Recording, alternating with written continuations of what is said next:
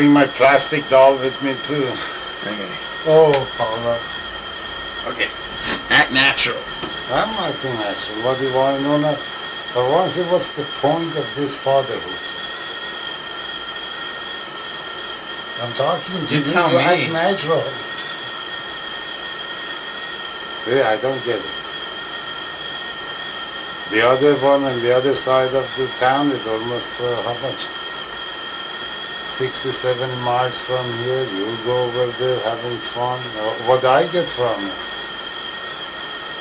Satisfaction of, The satisfaction of what? Tell me. You're the father, you tell me.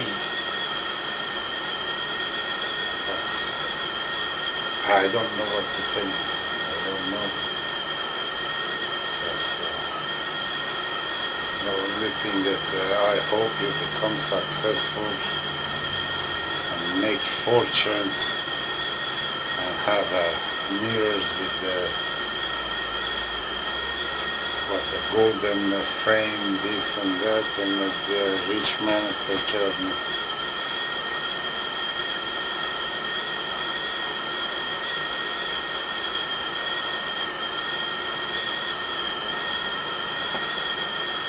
Is it like this all the time? When he's running, yeah, because the unit is up there. So what was the date last night? What you accomplished?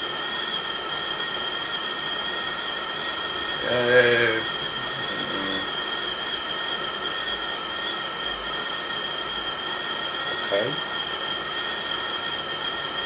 Don't feel bad, son. I had so many of those dates. It was a good evening. It was good. That's, I told you, so you go and enjoy it. That's it. Oh boy, yes. It's,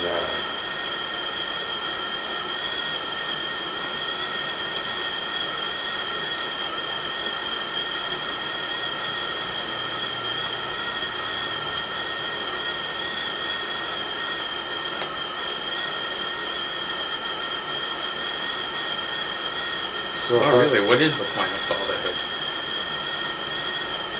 it's enjoyment, okay? Let's see, I enjoy having with both of you. You were normal kids. Really never problems. Never compared to other kids around. You are angels, both of you. You know that Nicole is teaching too now? What's she teaching? She is substitute teacher. Of what? I didn't ask. Do you know what grades? I didn't ask her because I was busy doing some other stuff.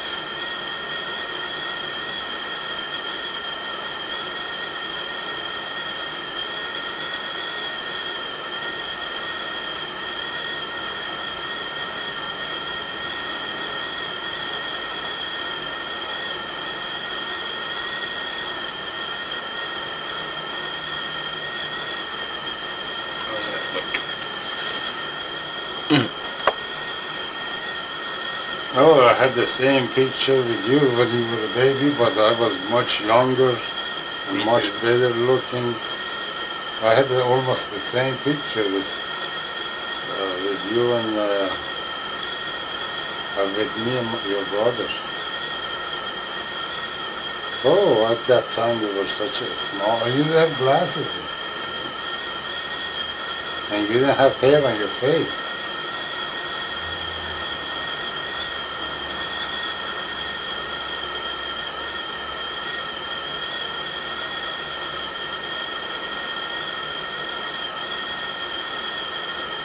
This year's gonna be so awesome, I think. What time they want to come here to pick you up? Like 10 or 11. They said leaving around 10, so they'd probably be here around 11, I guess. Or if they want it, they can meet us somewhere in between. That'd probably be better for them. Like, what time do you... Because here they get lost. Yeah. What we can do, we can go to a store early in the morning. We spend about 1 hour over there, then we go to International House of Pancake or somewhere. Have breakfast and walk around somewhere until they come. Where do you think would be a good point for them? Like, right after they leave wherever they're at. It's like, pick me up. Any place that they want, that's fine. Okay. Because from Harry Hines to Tollway, it can be a Tollway and Well, we should decide something 635. really easy for them. Tollway and 635. What's right there? Then which section, whatever they want. Well, they don't know Dallas, so it'd be me telling them I should call them soon. Tollway and 635. Hold on, let me think. They're coming south, right? Yeah. Tollway, 635, or Tollway and Royal Lane. And they're going past there. We stop in a place where they were. Well, we have to figure that out. Do they have cell phone? Yeah. Oh, that's easy. When we stop, probably they go on Tollway South, exit Royal Lane. There's not that much traffic. We will find out what time they will be there. When you call them with the cell phone, we know where it is. I don't know the exactly. Or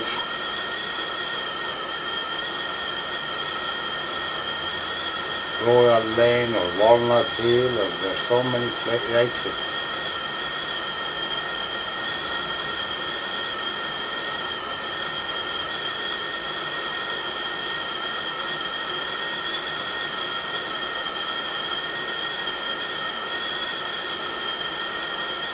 I could turn off the air conditioning, ask you some questions, and get some of the stuff done with this.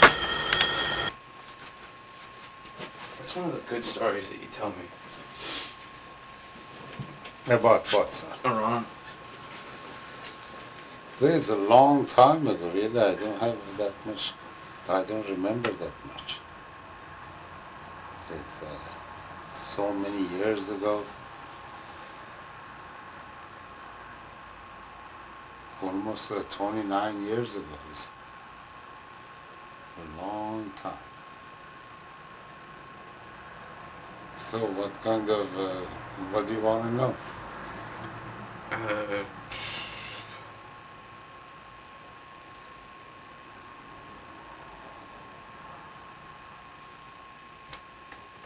It's easier to ask other people. I've already asked you these questions before, so it's What they told you? same stuff. The guy said that, the guy who's the engineer, he said that 90% of the Iranians in America have the same situation that you have. Yes, Because you went yeah. through the same thing. But we talked about it the other day, yeah.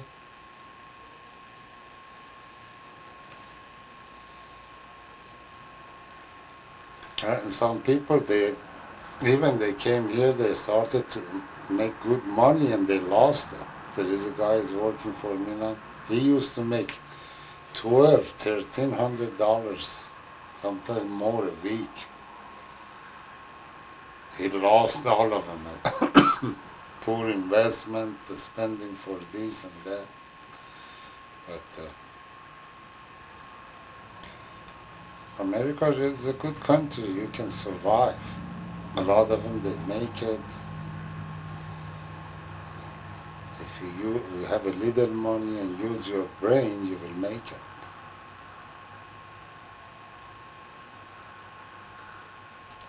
What other people they told you? One story that touched your heart.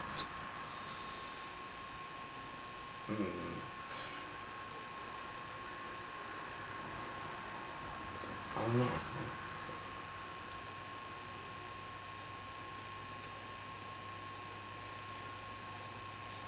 trying to think. I've already asked these questions like 5,000 times. It's weird with the Okay. camera on. I guess describe growing up in Iran, and we'll start from there. That's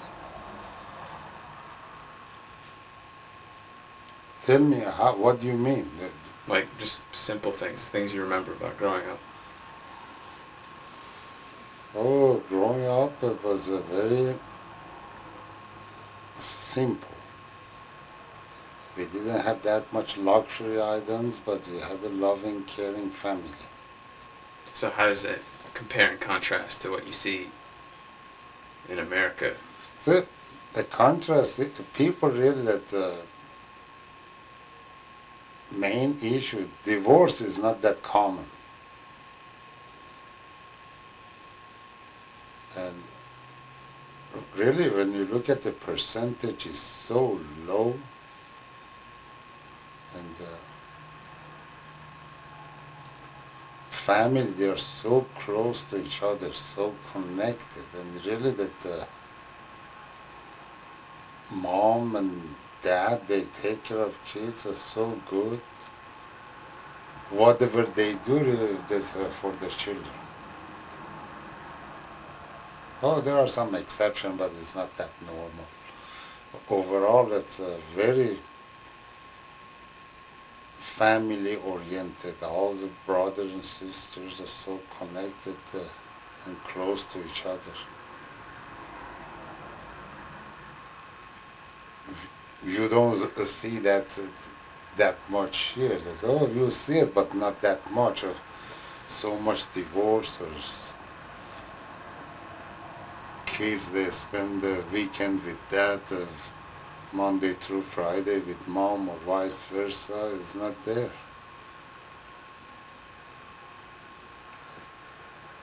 Wives, regardless of what position they have, they respect their husband so much.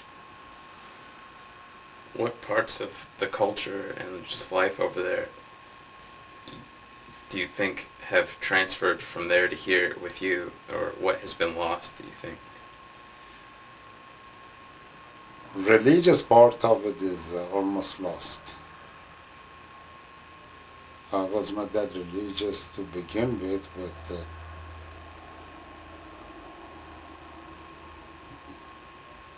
but parenthood is still the same. Okay, to be a good person is still the same. Nothing has changed.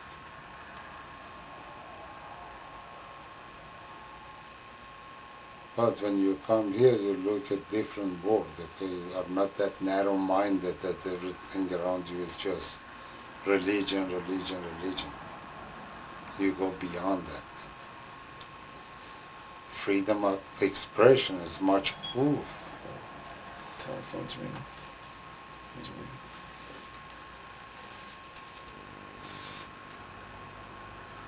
Hello?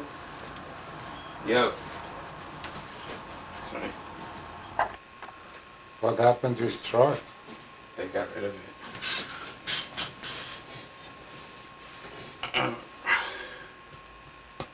Trying to think of what would be good for this part. I'm trying to think about the best way to put this together.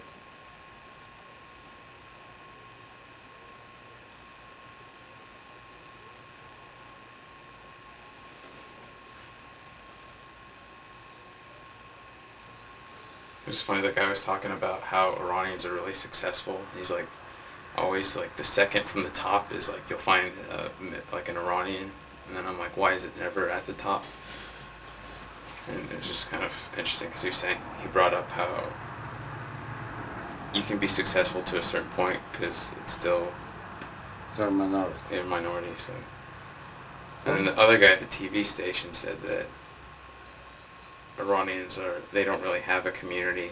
Like there's not really an Iranian community. It's a bunch of Iranians who achieve independently but don't really work well with As others. a team, yeah.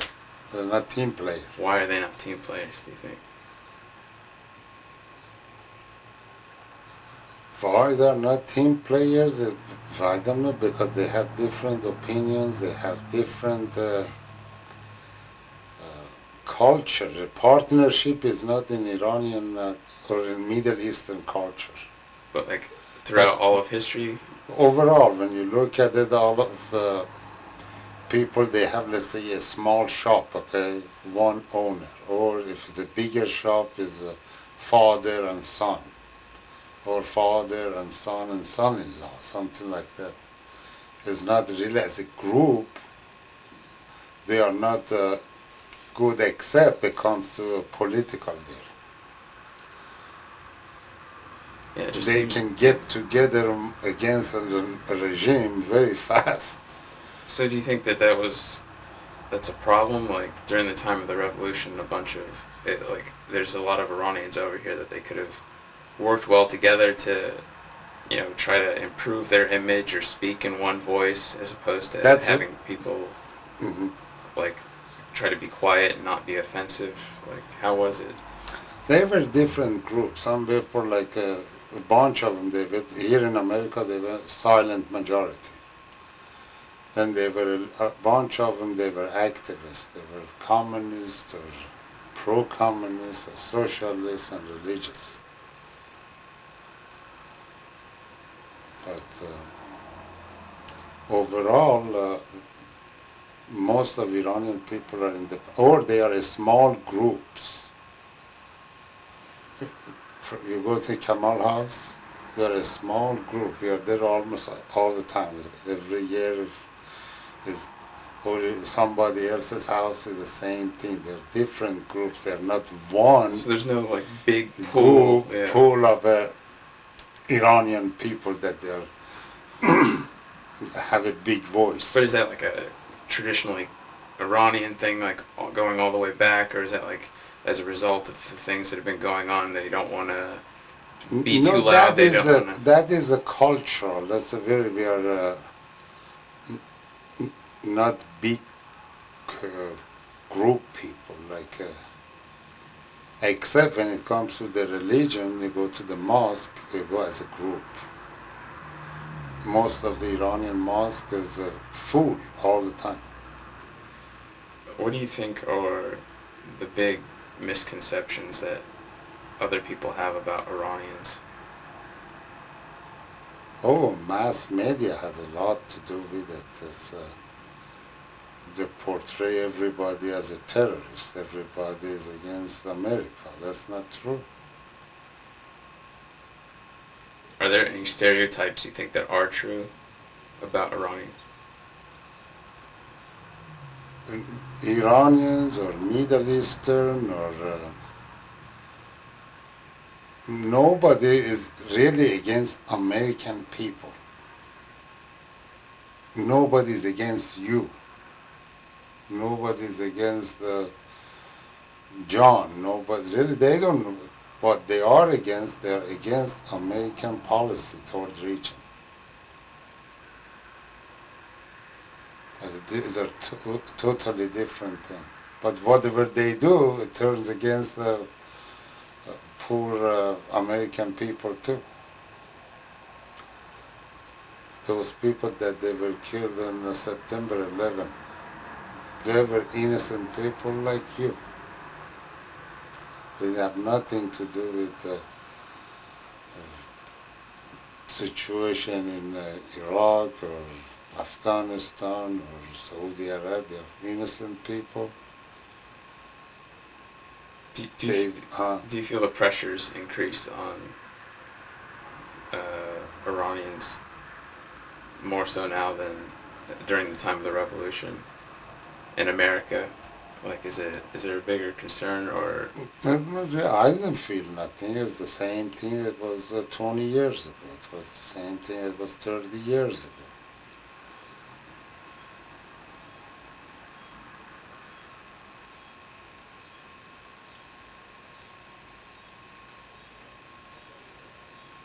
How do Iranian women differ from American women?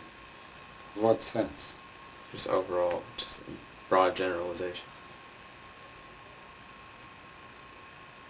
They are more dedicated to their family. They sacrifice so much for their family. Really, that when they get married, they get married.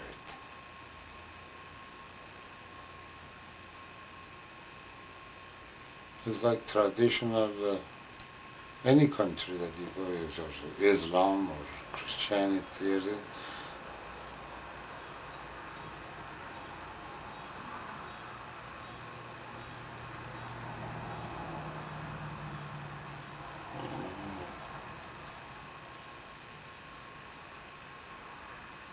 Trying to think what would be good.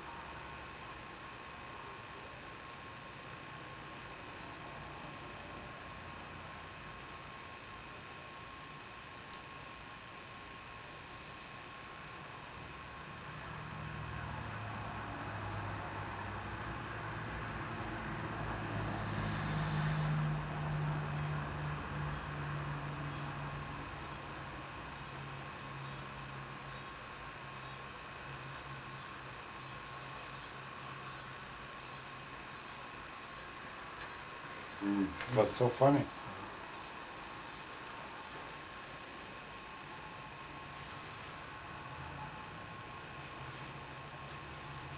I tried calling Manucher in San Diego, but he didn't pick up the phone any of the times. You I didn't called. find any Iranian relative over there? I called. They didn't answer the phone. I called that Julie Arianpour in Austin, and she didn't return my phone call. Which is kind of weird, but whatever.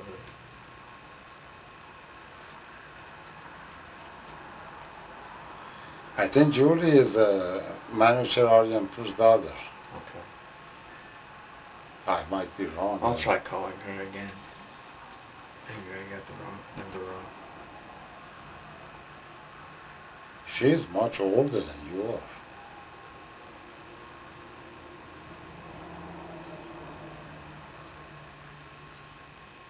I think she's much older. If that's the one.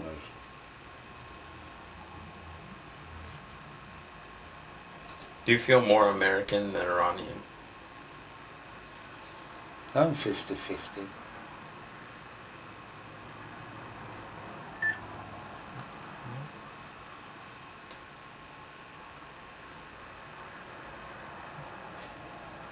Almost done. Go charge it. How much is rebate on this one? It's, I paid 86 and then it rebates 80. You pay $6. But then I have to ship that other phone, so that's probably going to be like $4 or $5. Maybe more. $10 for a phone. I had to get this. There's no... What was that message about? You said, like, what's the point of having a cell phone? You realize I'm traveling across the country. I don't know. You are not the only one. You don't get service sometimes. You know, people, they have... One day I left my cell phone here. I came back. 10 messages. And 2 of them, people, they ask, what they call that piece of metal that holds 2 chicken legs together or turkey? Is it a staple? I don't know. You know what I'm talking about? Yeah. I don't know, just...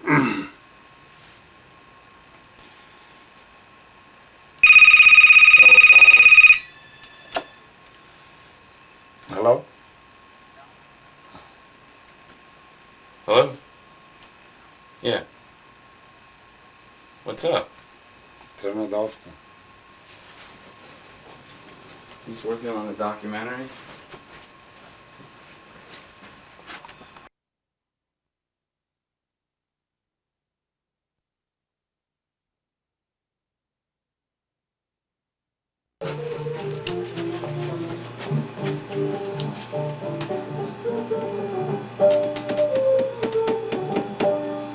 Come on.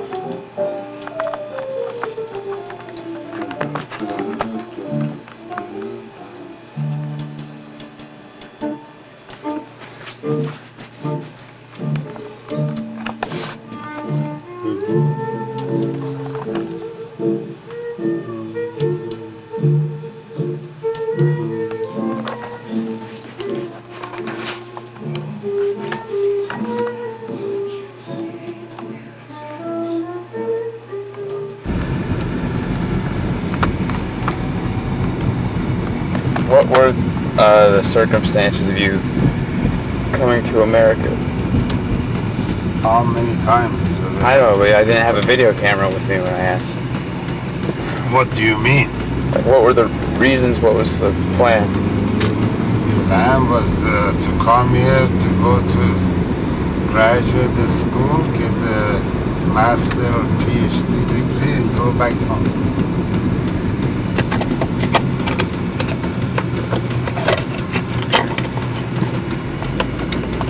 How did you meet other Iranians when you were studying in school?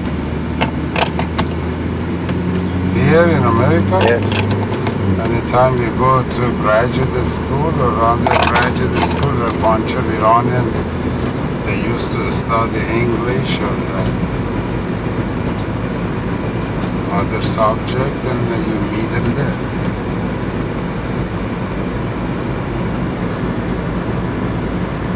What were your expectations of America, and what surprised you, or what was different than what you expected? Oh, before I came here, I studied almost everything about America. There was not too much surprises. Well, what did you expect? I expect better life and better future.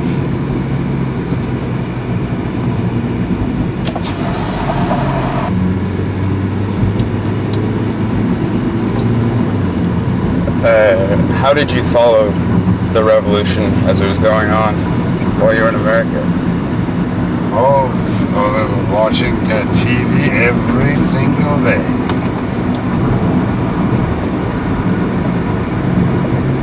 All the stations.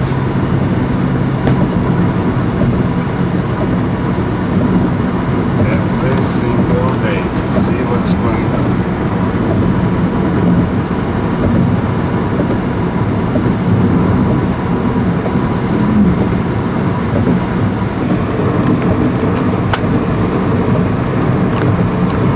How did the revolution affect you?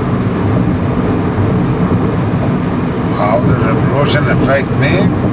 I decided to stay here forever.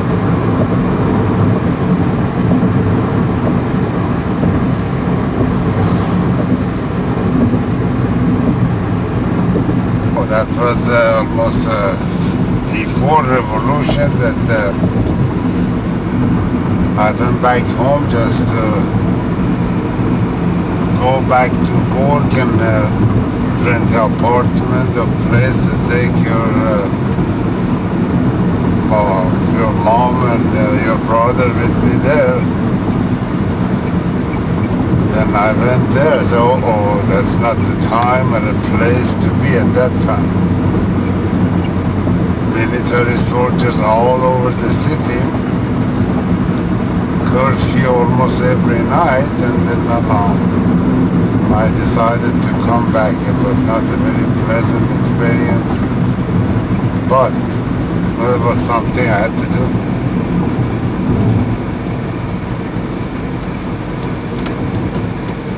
What else you want to know? Talk about how you wake up at the same time because of the thing.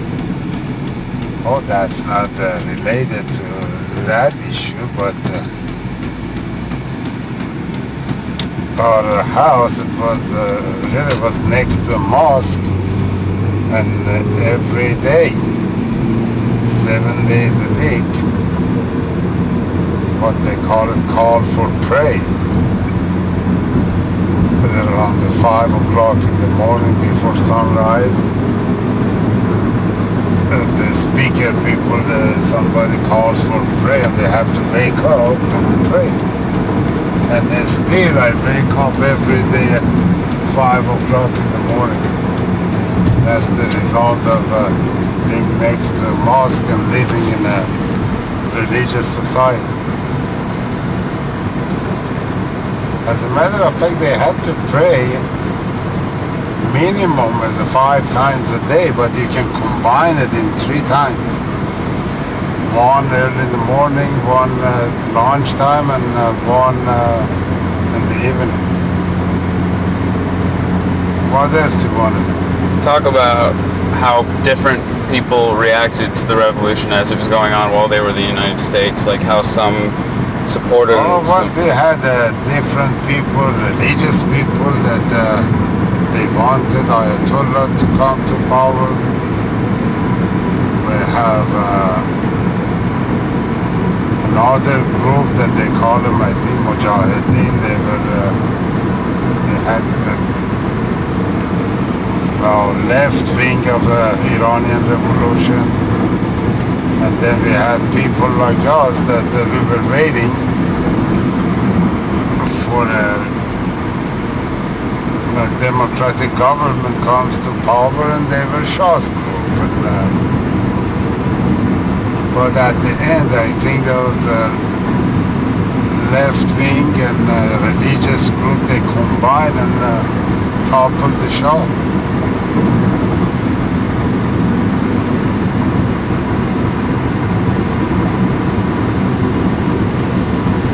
Can you describe the group of friends you had when you were at college?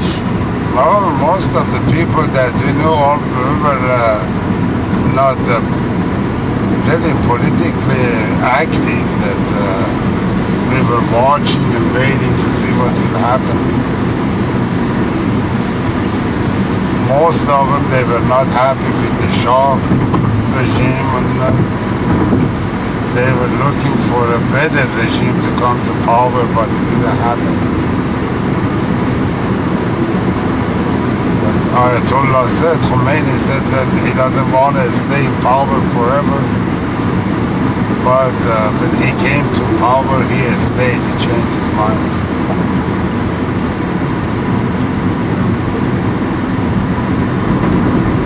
What else you want? Talk about how you met Mom. Oh, that's your mom? I met your mom through Iranian couple. They were a Jewish couple. They used to live in Richardson, as a matter of fact, close to the area that Rahmat lives. And somehow those people, they knew one of my friend and his wife. Then they said, okay, this is a nice lady, a young lady, come and see her. And I went there, and at that time, my English really was pretty bad, and I started to talk to your mom with my eyes and a little English, and it took a long time to have a date, and from the beginning to end, I think it took about 1 year until we got married. It was a short time to know each other, but the result, I had 2 good kids and beautiful, normal children. And that's the best thing that happened to me.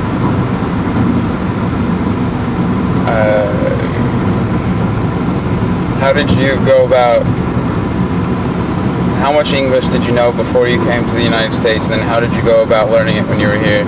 Oh, just a little bit British English, not that much. But you learn every day something. You start with a little basic English, then I used to watch Johnny Carson and NBC News all the time.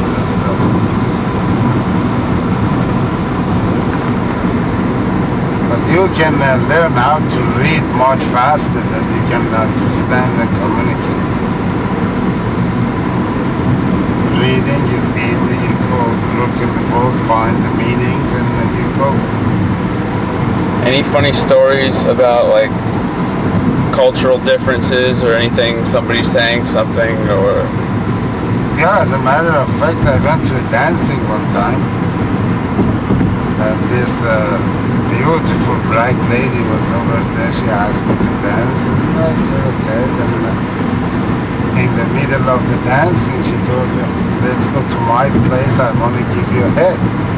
That's too inappropriate. I can't put that in there. You can head. At that time, I didn't know what the head meant. I thought she wanted to hit me with the head or something. That's strange. I escaped from that place, and 6 or 7 months later, I was talking to my Iranian friend. I said, this lady told me this. Oh, that's the meaning of it. I said, damn. After that, I used to go to the damn place every night to find that girl, but it never happened. These are put it on the edited part, okay? Oh, funny story or so. Oh, every day is something new. Just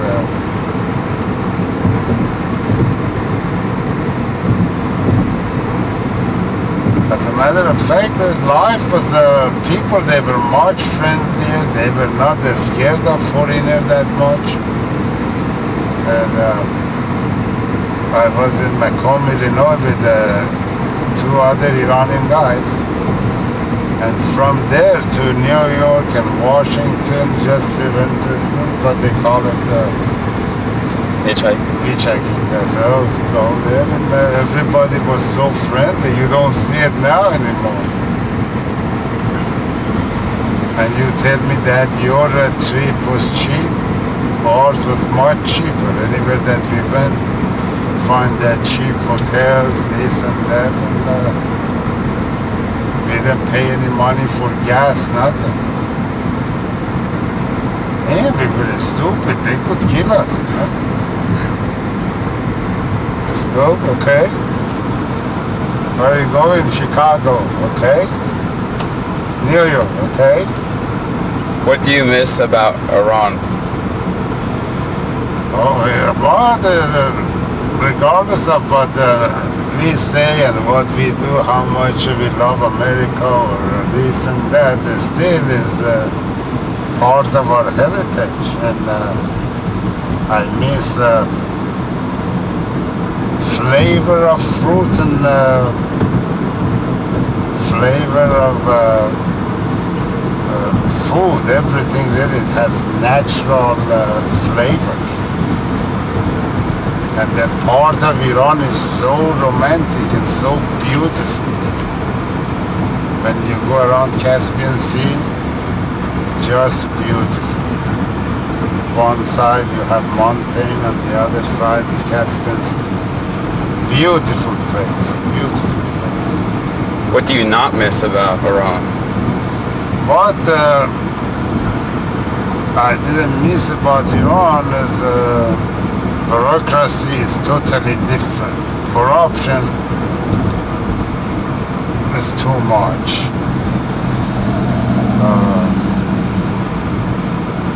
What they call it, police is okay, but undercover police or whatever is too much. Whatever you say, they consider it is against government or is against this or that. Is freedom of speech is not there. That's most of us. We came here to express ourselves.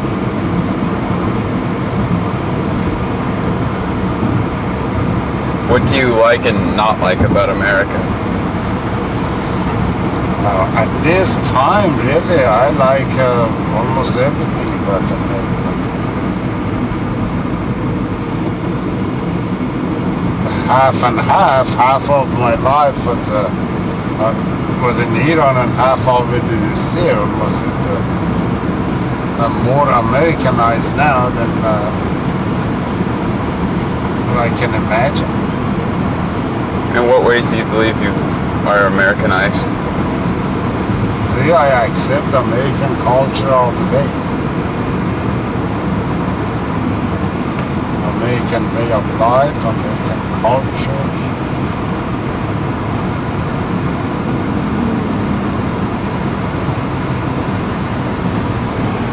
Adriana, just come in the hospital. I called her and said she was in the hospital. Yeah, you told this radiography over there $600. ¿Cómo dice? Hassan called me and asked me, Adriana called me and said no. I called her home. They said she was not there at that time. She said it takes about I think it's okay. Huh? I think it's okay right now. What bone was inside? Yeah, this time. Why they eat chicken like that? She said just eat a wing. She wanna go and break it fast. I think the back they who eat the bone? Let's go inside finish. KFC commercial in the churches. Let's go inside. Be careful. Floor is slippery. Be careful. Floor is slippery.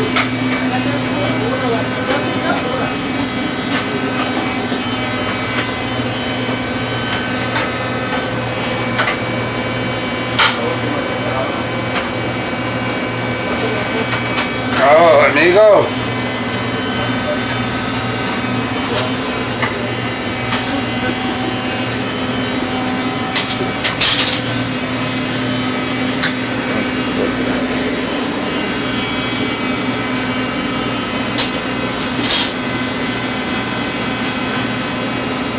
Did you put agua in it? Huh? Did you put chemical in it?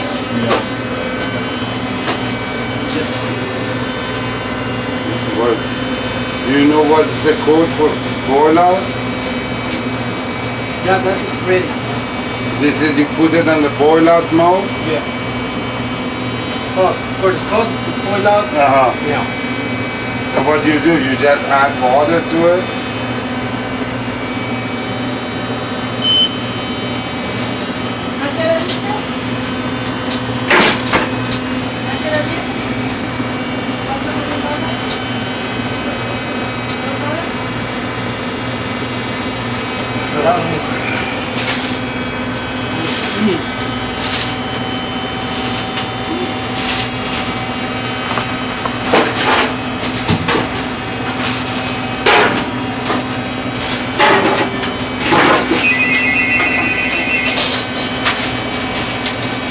Come ahead.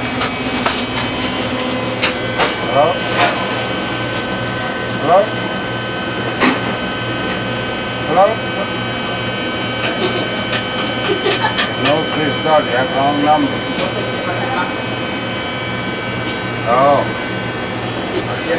Silvia, teléfono. Ya está empezado. Esa es una cucharita, una manita.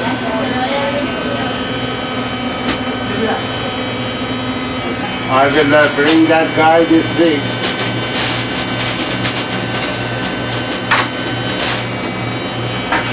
You want to eat something? Chicken or dinner? Fried food's bad.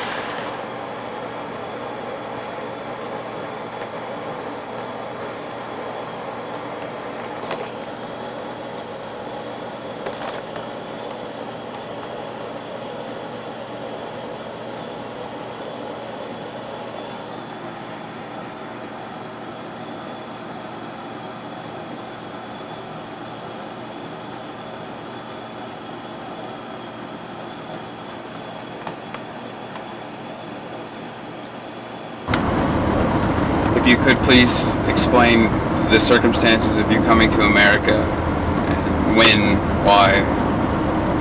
Okay. I came 1972. No. June of 1971. After I finished high school in Iran. I came to study at the University of Texas at Austin. And my brother was already here. And I had an older sister who was already in U.S. in Paul Kelly, California. She arrived 2 years before me, so I came here mainly for higher education. Did you receive any grants to study in the United No. States? No. I came on my father's support. Was there an intention to stay here, or were you planning on going back to No, Iran? the intention was to, after graduating, to go back. And what did you want to do when you were back in Iran? I was thinking of using my bachelor's degree, which was in interior design, but then I decided I want to go on for my graduate studies. And what made you stay in the United States instead of going back? I think I just want to go back to school and study, further. And when did you make the decision to stay? Just about, I graduated undergraduate 1975. So before a semester or 2 semesters before graduation, I started applying for graduate school. And then what were your expectations of America when you were in Iran before you came here?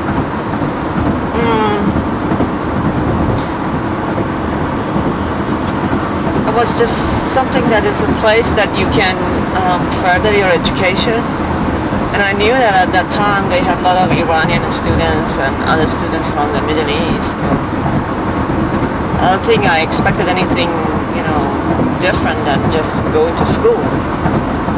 Did you have any problems at all, like cultural wise, or any misunderstandings, or anybody give you any problems? No, I didn't have any problems. The problem was when we come from Iran, you have to learn English again.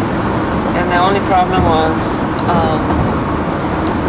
maybe the first year, I had a hard time understanding classes, taking notes. So spent a long time to learn English.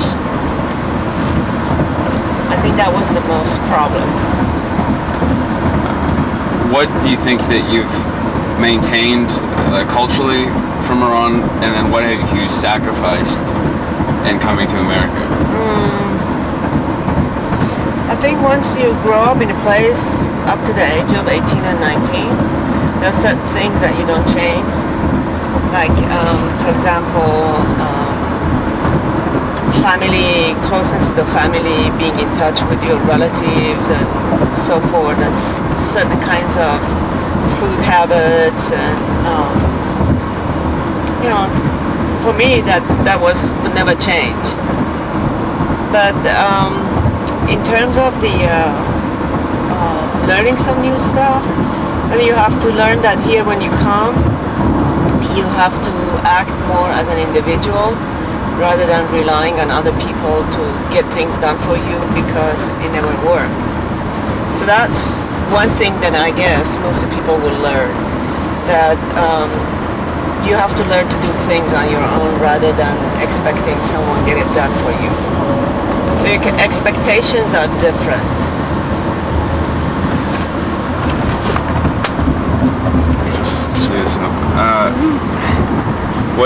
What do you miss? It's sort of the same question. Well, what do you miss about Iran, and what do you not miss? What I don't miss is queuing for everything which I want to get done, because you can actually pick up the phone and get a lot of your business done just by calling. So that way you're not dependent on other people to get the job done for you. But then in doing that is you miss the, well, here is a lot of comforts. But then on the other side, you kind of away from your relatives and families, and in Iran most of the time you really don't get bored because you always had either friends dropping by or relatives to visit or go places with, and so you don't really feel lonely. You always have someone around you. Probably this is the most thing I think I'm missing. But then on the other hand, that the same task that you can get done within like matter of a day or few days if you are here, you really have no control over how long would it take to get a task, job, or something done. It might take you connections to get things done. It may take you sometimes forever to things done. So there are that kind of consequences. Over there, I think that there are more closeness in the friends and families, and that kind of a extended family support, which here is more of the individualistic, and then you're not accountable for other people's mistakes, or expectations are less, which is nice. You're responsible for yourself. What parts of the culture or heritage do you believe you've passed on, to the second generation? To second generation? Yeah. First of all, I think language is very important, because once you learn the language, it's automatically it makes it easy to understand the culture.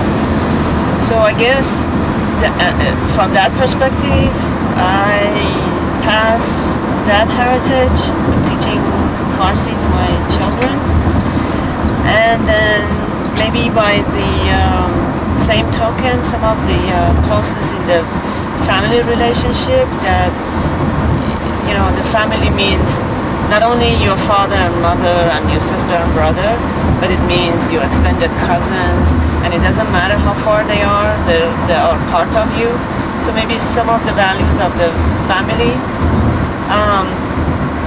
Also, just to make them to appreciate, the food, which I don't know how much is of that gonna stay, but appreciation of having a taste for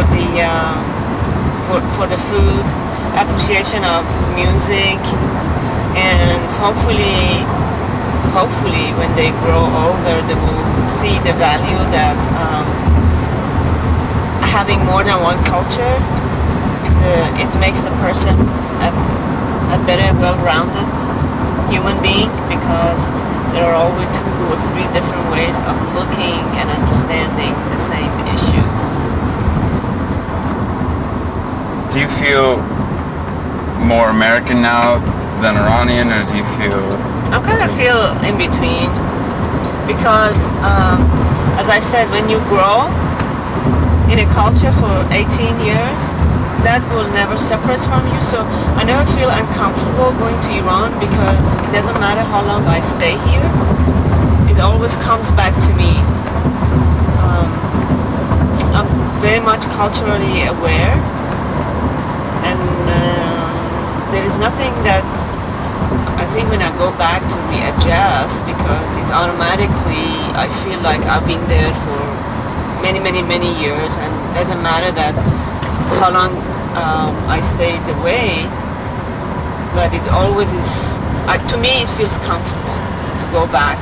And I feel the same way comfortable being here too, because by now more than half of my life I have been here, but I'm not completely belong to here. But on the same token, I can say the same thing. When I go back to Iran, I probably don't feel completely that I belong there too, but I feel comfortable there because I'm familiar with the way of life there. What else? How did the revolution affect you while you were... I was out of Iran when revolution had happened. So really, to me, it was also new because I never had to live under that circumstances and conditions, but it was very different from the way I had brought up and lived. So, but not that so awkward that I couldn't comprehend or I couldn't understand it. And I have been traveling during all time, you know, when they had the war, when they had the revolution and all this. So it's not like that I cut off myself.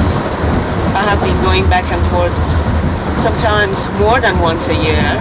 And then on a most time, the average was like within every year or every 2 years, I traveled back. How did you see Iran change every time you went back? A lot of changes. Every time I go back, there's, you know, different issues and different discussions and different political arena. The biggest change I saw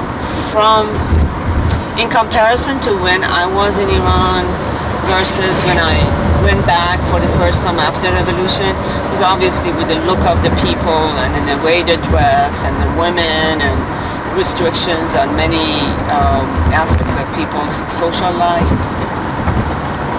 which people over there got adjusted to it, but then but on the same token, it had contributed to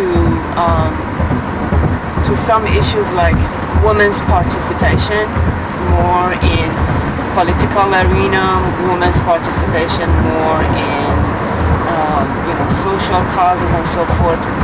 Perhaps because when I was there was none of these problems, and the women were more were residing to their family life, and they didn't have to worry about other issues. Do you believe the level of success you've had in the United States is greater than what you would have had if you had stayed in Iran, or how does it differ? Or do you ever think about what it'd be like if you had gone back and stayed? Or? No, I don't think that the level of the success would have been easier to achieve what I wanted here, but it wouldn't be impossible either, because majority of the girls in my family household are highly educated. Many of them are educated abroad, but a number of them are very well educated in Iran. So I don't think that had a lot to do with the you know, you would be barred from something here and there. But on the same token, that I could see that if it's easier, it's much easier to get things done here. Like, for example, competition for getting a seat at the university. I don't have to compete like that in here, but over there, like, if you want to enter university, if there are 50,000 students competing for 5 seats, so you can understand who will get there. Here, I will see that there are a lot of opportunities to educate yourself. You may not get to A-level school, but you still have a chance to go to a B or C level. But over there, for every level, you have to compete very hard. But if determination is there, there are a lot of women are educating themselves over there. So opportunities is more available here, but for the girls, I think with this new system, where some restrictions were implied at the beginning, but then they start changing the rules and regulations, it's a desire of every young kid in Iran to go to university, and mostly a lot of women, they love to do that. Are there any common misconceptions that Americans might have about Iranians, or are there any stereotypes that might actually be true that you think might be true? Misconceptions, yeah, because if you're not culturally familiar with the culture, you know, then you undermine. And unfortunately, most of the time, what you see about that part of the world is not the maybe because the fault of the media or the politics. They're not going to show you the happy side of it, because that doesn't make news. mostly is the problems and the women's problems and so forth and restrictions, and those are not like a common theme that every day, I don't say that they don't exist, they do exist, but unfortunately the portrait of the more negative side of the people's life is mostly what Americans are familiar with. Misconceptions that they usually think if you are coming from an Islamic country that you are barred or banned for doing a lot of things, specifically if you're a woman. But I guess most average American is not informed about there are different Islamic countries that they have. Actually, everybody has a different culture, and Islam that is practiced in Saudi is not the same Islam that is practiced in Iran.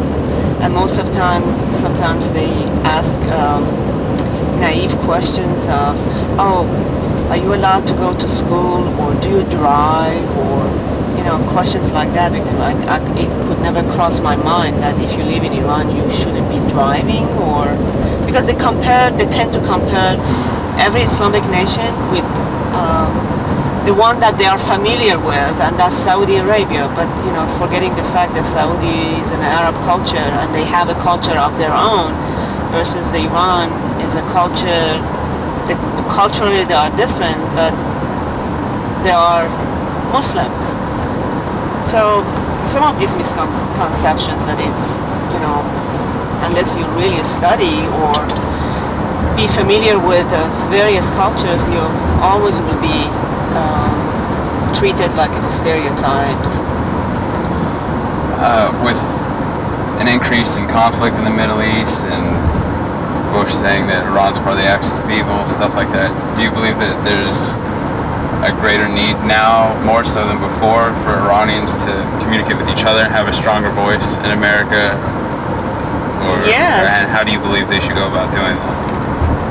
Yes, and that would be like Iranian community in United States. I think they have done a great service, not only individually, but also they are contributing to the culture of United States. For example, those who came during my time, they came basically for education, and a number of them just stayed back. So in comparison to some of the other immigrants, they are among the well-educated ones. I think that one problem that we have is Iranian community should unite, and they should have a representative of their own that would be the voice of every Iranian. And unfortunately it's difficult because there are different fractions of politics. Some still adhere to the monarchy, and some are more of the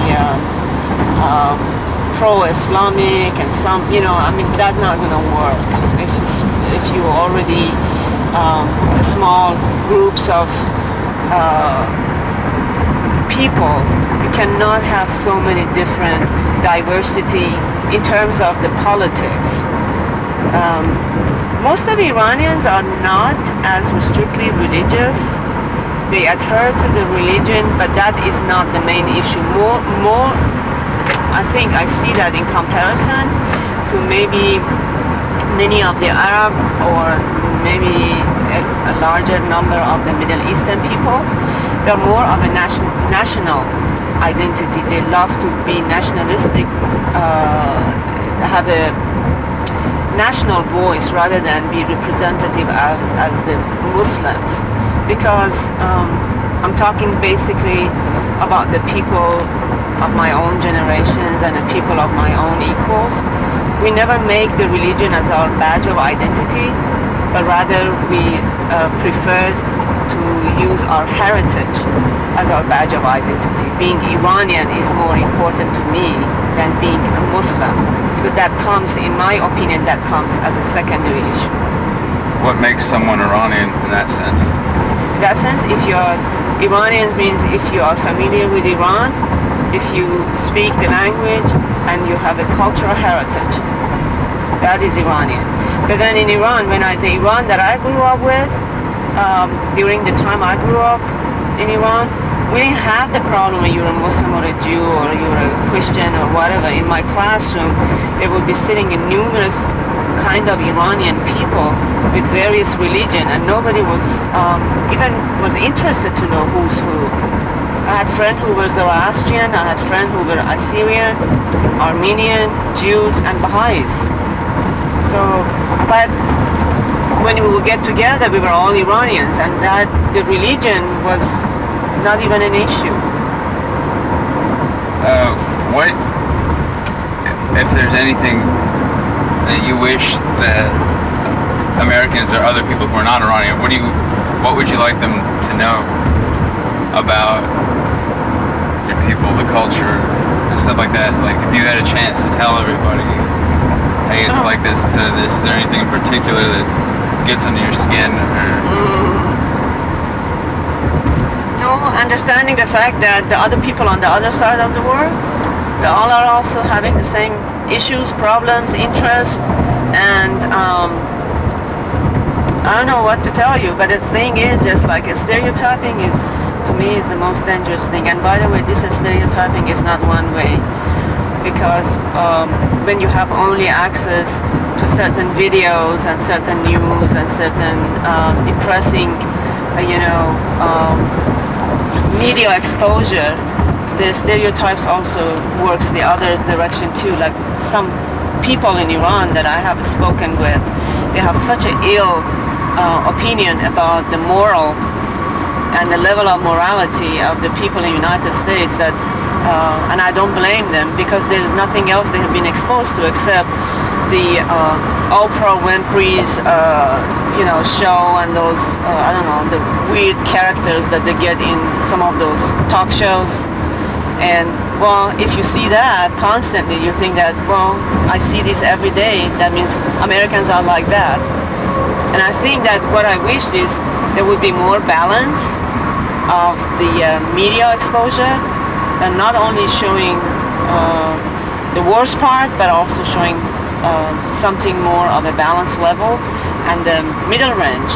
So people would be aware that, if you worry about your family life, your pension, your job, your insurance, that is universal. Everybody else is worrying about things. Not everybody's sitting there and planning, how to get someone, explode someone, and this is stereotyping of all the Middle Easterns are terrorists and so forth.